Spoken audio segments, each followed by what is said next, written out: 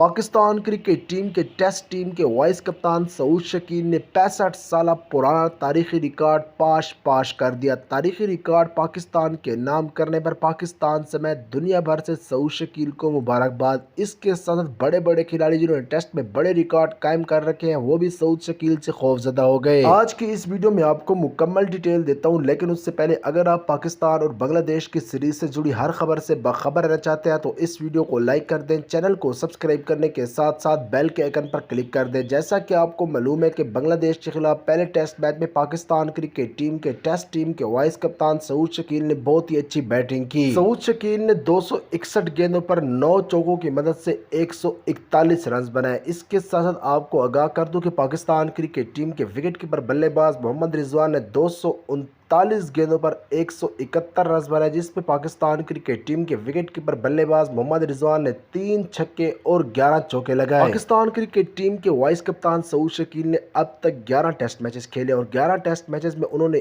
1108 runs بنائے اور ان کی ایوریج انتہا کی اچھی ہے۔ انہوں نے 65.17 کی ایوریج سے کھیلا اور 3 سنچریاں اور 6 ففٹیاں بھی سکور کی ہیں۔ سعود شکیل 65 سالہ تاریخ میں ایشیا کے واحد بلے باز بن چکے ہیں جنہوں نے 11 ٹیسٹ میچز میں 1108 رنز بنائے ہیں، زیادہ رنز بنائے ہیں، اور اس کے ساتھ تیز ترین 1000 رنز مکمل کرنے والے بھی وہ ایشیا کے پہلے کھلاڑی بن گئے ہیں۔ تو اگر آپ سعود شکیل کے فین ہیں تو اس ویڈیو کو لائک کر کے چینل کو ضرور سبسکرائب کر دیں۔